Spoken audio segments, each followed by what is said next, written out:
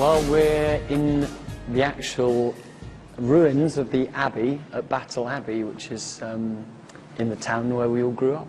We used to come here a lot after going to the pub. You could kind of break in, basically. So, some good memories here. Yeah. And some hazy ones, I guess. It's fun doing these stripped-back shows because we just have the songs and the bare bones of those songs. It's basically just Tom singing the songs. Which is when they sound best. It is when they sound best. Rather depressingly, it is when they sound best. So, yeah, it's great. It's just a way of getting the songs across in their sort of purest form. And it's nice when you're in a place like this that's got quite a nice echo to it. And I think you'll be able to hear a bit of the room and the history on those recordings. We recorded a version of Sovereign Light Cafe for this acoustic session, and I think that's probably one of the catchiest songs Tim's ever written, and I hope it comes across in the version we did. But on record, you know, I'm really excited for the record to come out for people to hear that. I'm going back to a time when we owned this town, down Powder Mill Lane and the battlegrounds. We were friends and lovers and clues. I hope the new songs we played today are a good indicator of the album. They're certainly some of the best ones. I mean, we felt like playing the Sovereign Light Cafe was very appropriate because it references a lot of street names in Battle. Marley Lane, North Trade Road, Powder Mill Lane, and the battlegrounds, which are just sort of out that window, basically. Yeah, so we felt that was a kind of appropriate song. Down on the Sovereign Light Cafe, I'm begging you for some sign, but you've still got nothing to say. Don't turn. Nostalgia's a bit of a dangerous territory. You know, you can get sort of wrapped up in the past and looking at things and thinking how everything was perfect. But I do think the album refers to times, in certain songs anyway, it refers to times, you know, when we were growing up in this part of the world and we had these kind of teenage dreams of being a successful band. But I think really what the album is talking about is not only those dreams and where we started, but then the whole journey through our own peculiar strange land along the way to the point we've arrived at now. The stars of the Sovereign Light Cafe. With this record, we were determined not to start recording until we had more than enough songs that we thought were really great songs, just at the absolute heart. And we worked really hard to make the music that we played around the songs really support those songs and make them sound even better. I think we worked harder on that on this record than we've ever done before, and we've always wanted to make a great record, a record that really stands the test of time. And you know, it's impossible to say if you've done that. You know, it's something you'll judge in decades' time. But we really feel like we've given it our best shot so far with Strangeland. Let's go down to the rides on East Parade by the lights of the Palace Arcade and watch night coming down on the Sovereign Light Cafe. Let's go down to the bandstand on the pier, watch the drunks and the lovers appear to take turns as the stars of the Sovereign Light Cafe. Sha la la la la la dee day. Yeah, I'm going where the people know my name.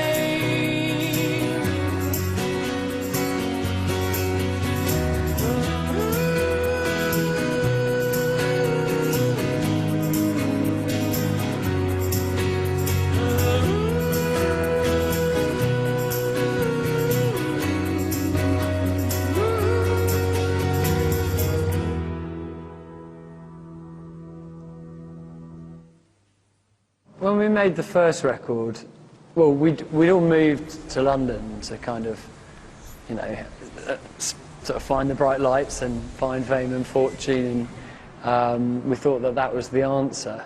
And actually, after 2 years in London, we came back down to Battle, and we it was kind of shamefaced. We had to move back with our parents and stuff, but it did give us the chance to just spend our lives making music. So we did come back to our roots, even before we'd released the record. Before we left them. You could actually see Battle Abbey from where we were sort of rehearsing and trying to work on all the new songs that made Hopes and Fears, from Tim's mum and dad's house, where we'd just sort of stolen a room and just set up all our equipment. So yeah, you could see this place from there.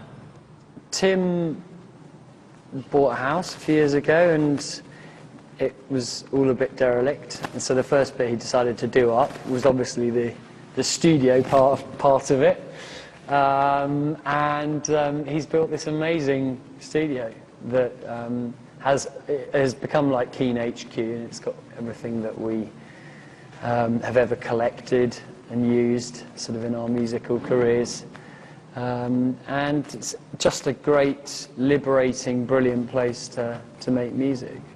Well, I think one of the hardest things for us as people has been learning to appreciate what we've got.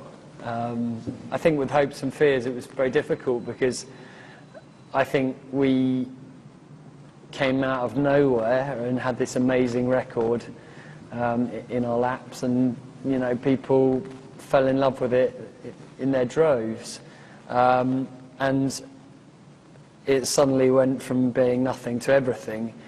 And I don't think we coped with that very well. I don't think we maybe appreciated some of the high points as much as we could. And I think part of that was probably because we thought, it'll be like this forever, you know. Now that we're here, it'll be like this forever. But those kind of records are a rarity. They don't come along too often. So I think it also has now made us kind of strive to want to make a record that's as good, if not better, than Hopes and Fears.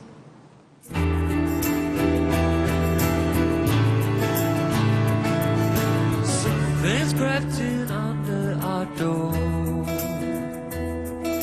silence soaking through the floor. Well, we're a band nowadays with bass guitar, because we have our friend Jesse, who's now officially joined us, and the more the merrier, because he's been brilliant, personally and musically. He's been a great addition to the band, and we did experiment with guitars on Perfect Symmetry and on the Night Train EP, so we're not afraid to go in that direction. But I think when you stumble on a kind of way of doing things that makes you kind of peculiar and unique and different to other people, obviously that's something not to be sniffed at. So the fact that Keane are known for being a guitarless band, I think is quite a cool thing. You know, I think we're quite proud of that, really. We've been leaning on each other so hard, tied so tight we wound up miles apart, making simple things so hard. We've done some pretty cool things over the years, but yeah, we definitely do. I think after that, the Grammys after show party we went to, it's hard to have pinch yourself moments anymore, because that was a night that was just kind of stacked full from head to toe with pinch yourself moments. It was so funny. I mean, everyone who's anyone was there. You were queuing for a wee with Tom Hanks. That's right, Tom Hanks. I was playing pool with one of the Pussycat dolls, and I had to ask Dr. Dre to move so I could play a shot because he was in my way. Idiot. I was a bit more polite at the time. And he's just a total hero. He's such a ridiculously talented guy. And Tom was talking to It was me, the boss, Bono, and Billy Joe Armstrong, just hanging out together. Me pretending to hold court, but probably talking nonsense in a drunken fashion. But nevertheless, you know, once you've had a night like that, there's no turning back, really.